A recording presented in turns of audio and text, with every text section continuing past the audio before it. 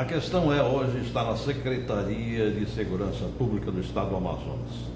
Nós estamos aqui com o secretário Paulo Roberto Vital, que inicialmente vai nos dar um balanço, já que estamos no início do ano, ele pode nos dar um balanço do que aconteceu nesse ano de 2013. Depois nós seguimos para conversar sobre o processo relâmpago, que é o assalto relâmpago e outras atividades, e ver alguma coisa que sai em benefício do policial ou é prejudicial ao policial. Secretário, tudo bem? Tudo bem. Bom dia a você, bom dia a todos os nossos telespectadores. O que aconteceu no ano passado? Como é que está o balanço? Os crimes diminuíram, os acidentes, as coisas, de uma forma geral, o que aconteceu na segurança pública no estado do Amazonas?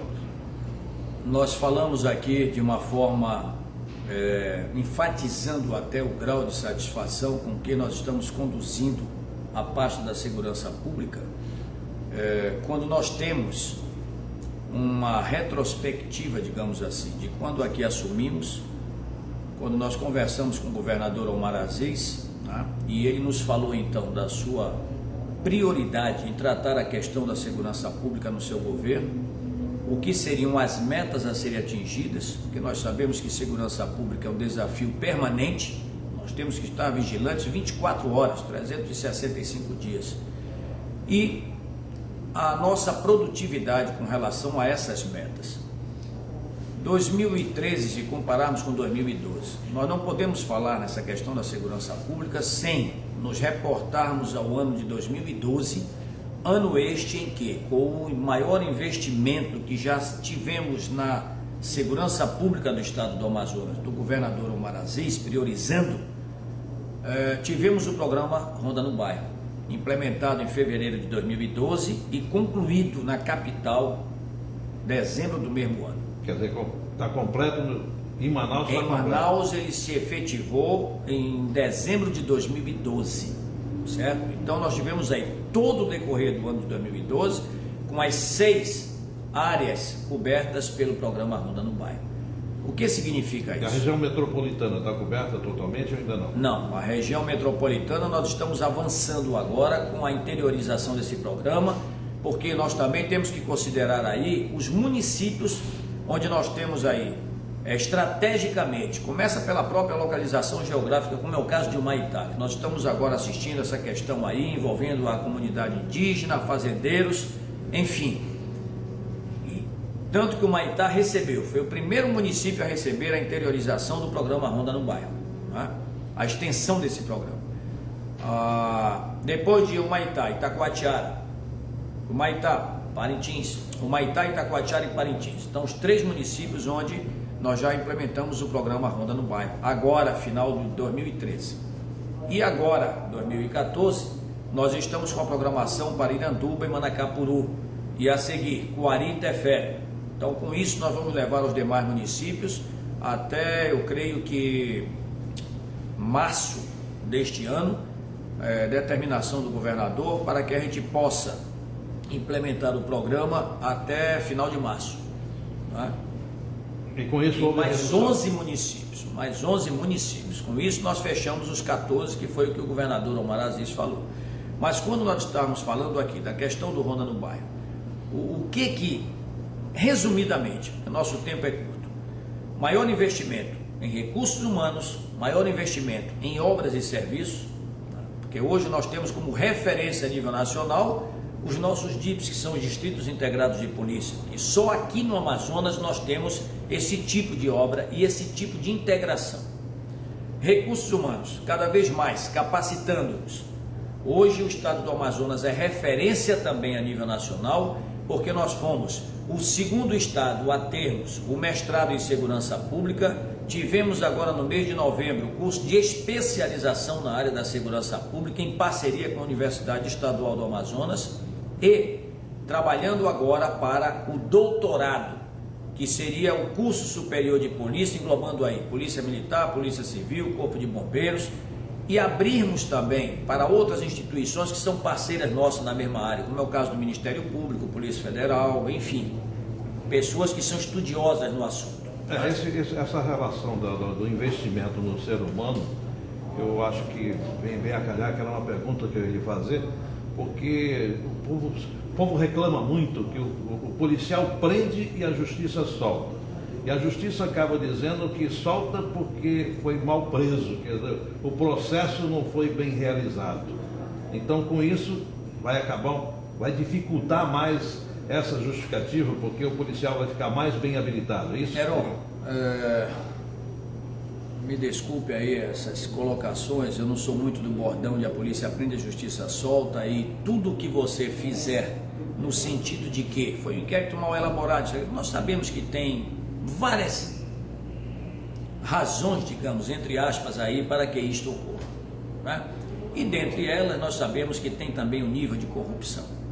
Isso aí nós não podemos tapar o sol com a peneira, não sou eu que digo, está aí a imprensa em geral para divulgar estas ações também. Infelizmente não é só na questão do aparato policial que ocorrem essas questões, né? Em todos os níveis.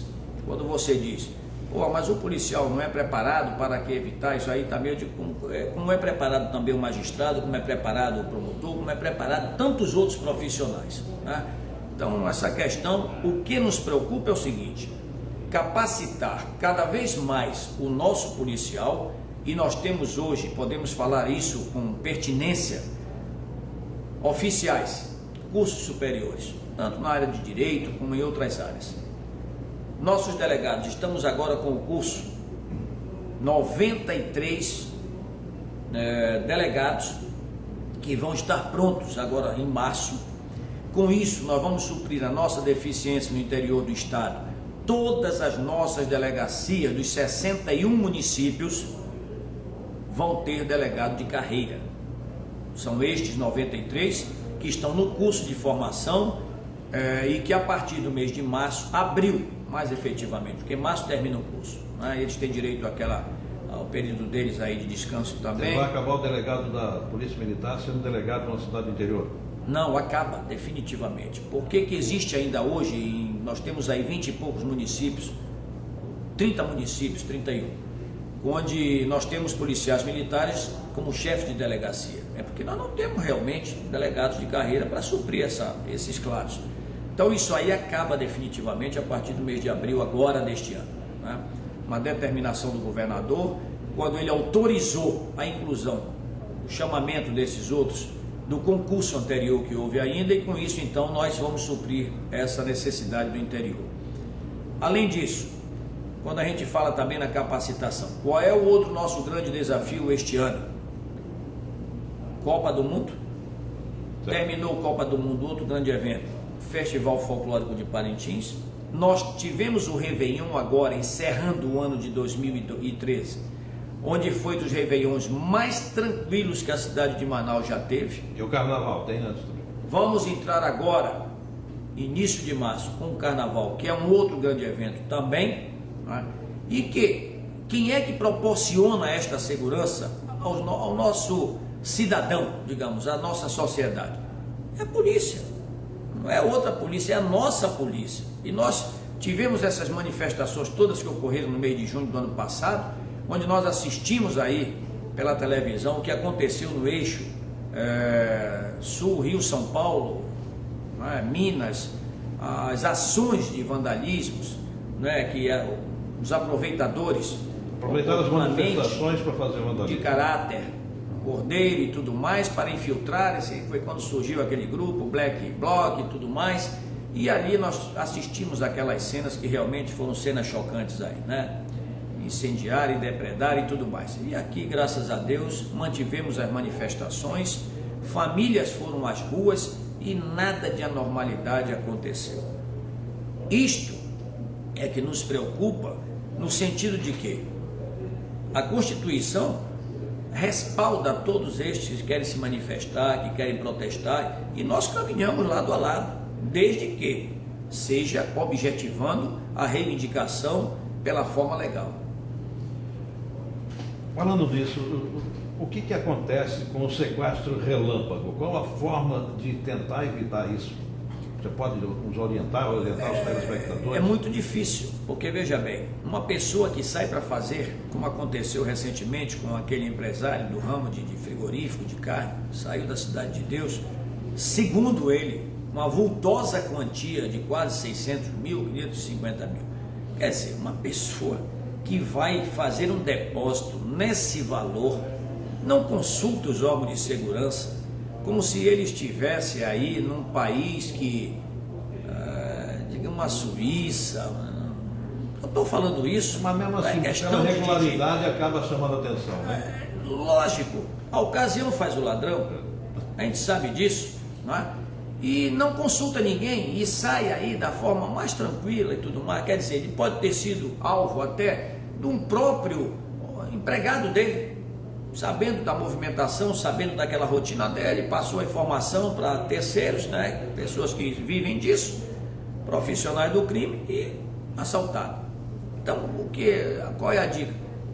Tenha um pouco mais de precaução, né? Não custa nada você chegar e comunicar que você está em... Pessoas, qual é a nossa preocupação? A saída de banco, quando você também vai fazer esse depósito. Por exemplo, calendário de pagamento do nosso funcionário, principalmente as pessoas mais idosas, os nossos aposentados, e isso nós temos dado todo o apoio, inclusive agora, por ocasião do final do ano, o policiamento que foi montado no centro da cidade, para evitar que estas pessoas fossem roubadas. O delegado chegou para uma pessoa que saiu do banco assim, contando o seu dinheiro da aposentadoria. Ele disse, não faça isso, venha comigo. Levou ele até lá o carro onde ele ia. Quer dizer, então facilitam, não é? Não tem um mínimo assim, às vezes, de cuidado. Essas coisas acontecem. E a delegacia de roubos é especializada, a delegacia de furto de veículos também. Os resultados que nós temos aqui, que inclusive eu participei há pouco de uma reunião aqui na Corregedoria também com relação às denúncias apresentadas, essa questão dos policiais, tanto militares quanto civis, bombeiros e até funcionários do Detran.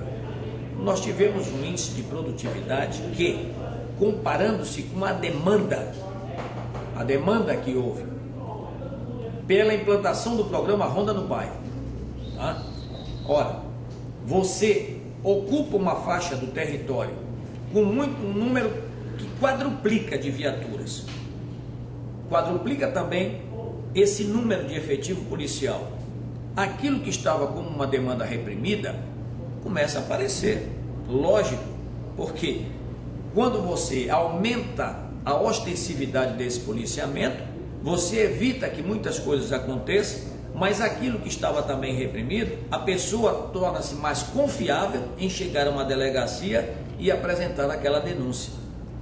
Comparando-se, portanto, essas ocorrências com o número de denúncias da Corregedoria, nós temos um saldo aí positivo. Número de homicídios, que é o que a gente se baseia, que é o crime contra a vida, nós tivemos uma redução em 2013, comparando-se com 2012, em torno de 23%, por que não dizer 24%, 23,8%. Nada não, foram cerca de 250 vidas que foram poupadas. Diga-se, o estado do Amazonas no cenário nacional foi o terceiro estado a ter o maior número de investimentos na área da segurança. Seus dados apresentados com maior grau de confiabilidade, isto quem está dizendo é o anuário brasileiro do Fórum de Segurança Pública, através da Secretaria Nacional de Segurança Pública, e está inserido entre os 7 estados que conseguiu reduzir o índice de criminalidade com esse investimento. Secretário, é uma coisa que incomoda. Direitos humanos serve para policial também? A família do policial tem recursos dirigidos? Se houve algum problema com a família ou com o próprio policial, se ele sofreu um tiro, qualquer coisa, tem algum reconhecimento disso? Eu entendo que direitos humanos é genérico. Quando se trata da questão de direitos humanos, eu não discrimino se ele é policial, se ele é bandido, se ele é isso, aquilo, outro. É assim que eu entendo. Da mesma forma que a vítima de um latrocínio, a vítima de um estupro, seja lá o que for, receba a assistência devida por parte da Comissão de Direitos Humanos, o policial também, quando ele morre em combate, quando ele está ali para preservar vidas e patrimônios, e que ele também tem sua residência ou alguém da sua família violentado, ele também merece essa atenção por parte dos direitos humanos.